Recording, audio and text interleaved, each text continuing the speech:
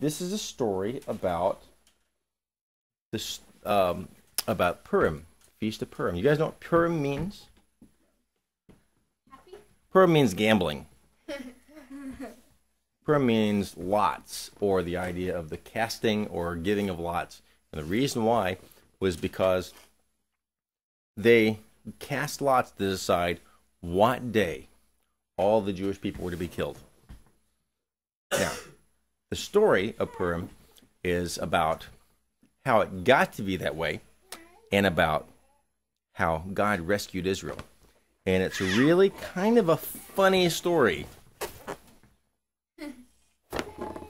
Funny? This is King Xerxes, king of Persia. We know he's a king because he has a crown. Oops. And Hey, one side looks pretty much the same.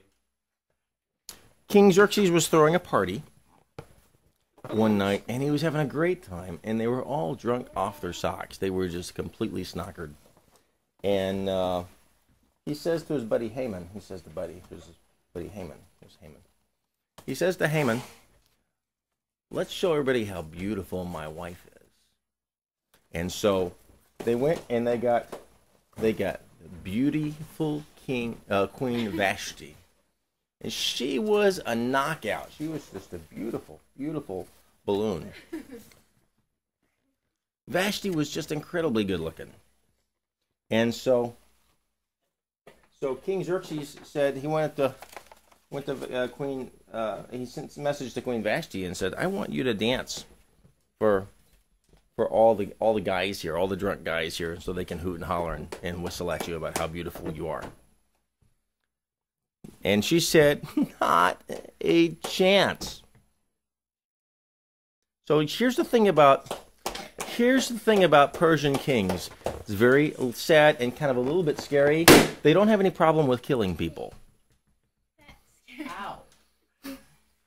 So suddenly, King Xerxes was out of a queen.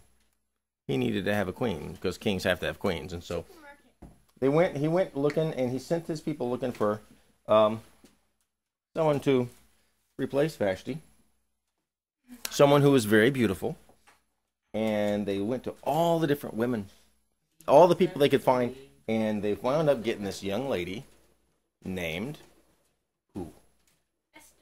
Esther. I forgot the shawls. Where'd they go? There they are. Beautiful Queen Esther. See? Is she pretty? Yeah, pretty Queen Esther. And Esther became the new queen of Persia. Well, now what King Xerxes didn't know, because Queen Esther was asked not to tell anybody, was that Queen Esther was Jewish. And the reason why Queen Esther didn't tell anybody that she was Jewish is because her uncle, a guy named Mordecai,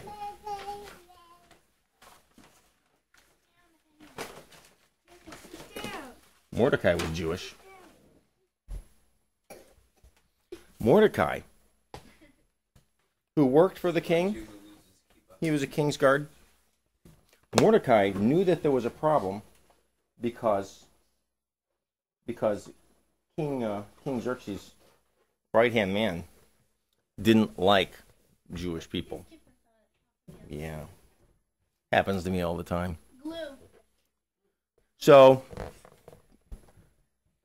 Mordecai knew that there was going to be some problems for the Jewish people because Haman, who was King Xerxes' right-hand guy, Haman didn't like Jewish people. He particularly didn't like Mordecai because Mordecai wouldn't bow down to Haman when he would walk down the street. Haman's got a special hat too. There's a special hat for Haman, and actually we make them look like cookies during Purim called Hamantaschens. Little cookies, they're filled with jelly. So Haman didn't like the Jewish people, and so Haman got this idea to talk to King Xerxes and to tell King Xerxes we need to get rid of all these Jewish people because they're rebellious, they're seditious, they cause all kinds of problems, and they don't follow the rules. And because King Xerxes, we already saw, didn't really have any problem with killing people, he said, sure, why not? So they made this edict that all the Jewish people should be killed. They should be, that it will be on a specific day. Valentine's. Not Valentine's Day, no. On a specific day, it would be legal to just go around and kill all the Jewish people and take all of their possessions for yourself. So that was the edict that that the king made, and Haman got to carry out. So in the meantime, would you hold Haman for me? Yeah, the two guys are over there. There he is. In the meantime, I want that blue. I'll give it to you in just a minute. Mordecai heard that a couple of people were trying to kill King Xerxes, because King Xerxes sometimes did some things to make people pretty angry. Wouldn't you think so? He did some things like killing Vashti. Maybe it was Vashti's cousins or something. I don't know. But anyway, these two guys decided they were going to kill King Xerxes, and Mordecai heard about it. And so he told the king and rescued the king from these two guys that were trying to kill him. Where are the two guys who were trying to kill him? What's that? No, that's a different story. Can you reach back and toss me Esther? She's down there under the piano. I like Esther. I want Esther. Can I have Esther? You want to hold Esther for me? Yeah. You hold Esther for me? Well,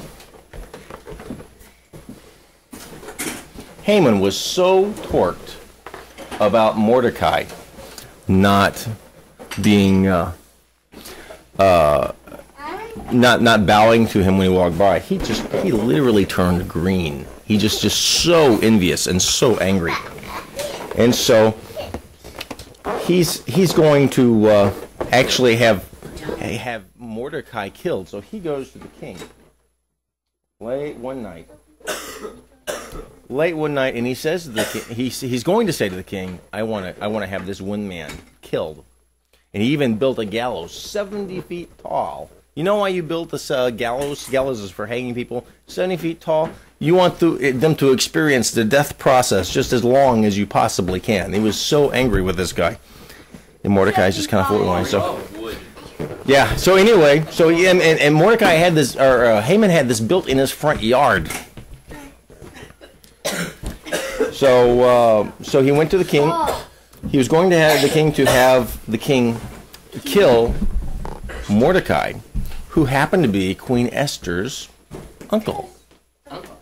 Or, well, they're related. We don't know exactly what the relation was. I'll hold the king. The gospel, according to VeggieTales, is not necessarily accurate.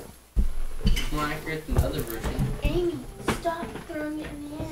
So, Haman is going to have Mordecai killed. So he goes to King Xerxes, and he's gonna say, I want to have this guy knocked off. But King Xerxes couldn't sleep that night, so he had been having our animals read, and some of the guy read the story about how Mordecai had saved the king, but nothing cool had been done for Mordecai, and so the king had Haman parade. Can I see Mordecai?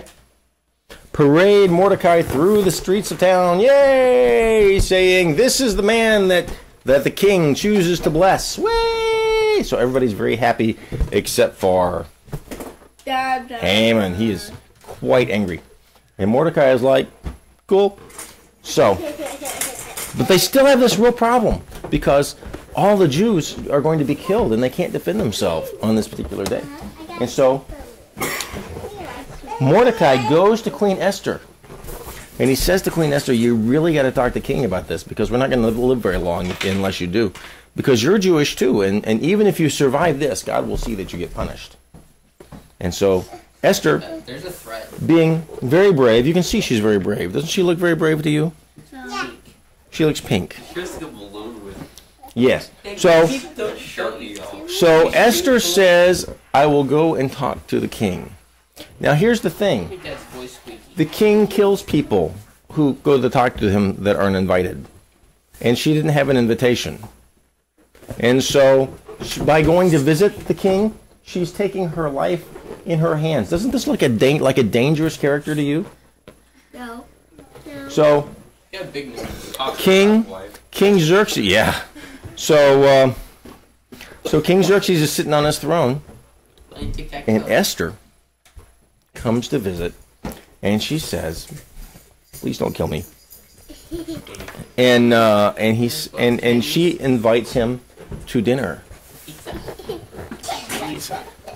So she invites him to dinner. It's very, very wise to not tell the king exactly what she wants, and that's a very, very powerful tool that young ladies have. Is not telling the guys that they're in love with or that they're married to everything, because guys like mystery. And she's being very mysterious about this. And so he's not going to kill her just because he wants to know what the mystery is. So he goes to dinner and they have a good time. And he says, well, what do you want? Why are you risking your life by coming to talk to me? And she says, well, come to dinner tomorrow night. And so she comes to dinner the next night. And so she goes to dinner the next night, and then is there a third night? No, Yes. So anyway, it's just 2 nights. so finally, she goes and she says to King Xerxes that there are some people trying to kill me. And King Xerxes says, well, I'm the only one who gets to do that. He's a little annoyed that someone would. Who would possibly want to kill you? And she says, Haman. Haman has made this decree because I'm Jewish, and he never knew that. And so he gets mad. He realizes that Haman has tricked him. Kings, generally speaking, don't like being tricked, and so he goes out. No, don't put him back in. I can't say anything. He goes out to get the guards to get Haman. And so while he's gone, Haman runs to Queen Esther, and he's pleading with her, but he trips over the rug on the floor, and he actually winds up with his head in her lap, which is a very improper position for a servant to be in when his king walks in the room and sees him with his head in the king's lap and the queen's lap, and the king gets absolutely livid. He is so angry, he flips. And Haman, when he sees the king flip, he goes, oh. No, I think that was my balloon. So Haman ends up being hanged on. Haman gets hanged on his own gallows, That's a lot of rock. and Mordecai is promoted to Haman's position, and the king makes a new edict. No killing Jews. No, because you see, here's the thing about the Persian laws is that once you make a rule, you can't break it. So there's still the law that says it's legal to go and kill all the Jewish people on this particular day. But the Purgatory is going to help defend. So the king has to figure out some way to make this all better. He says, okay, anybody can kill the Jews if they want to, but the Jewish people are going to have all the weapons and all the army of the Persian king to defend themselves. So you can attack them if you want to, but I don't recommend it. And so it turns out that some people did try and attack the Jewish people, and the Jewish people did defend themselves, and the Jewish people ended up being the very wealthiest group of people in Persia at the time. Can you untie this one? Can you untie this one? No, I can't untie them.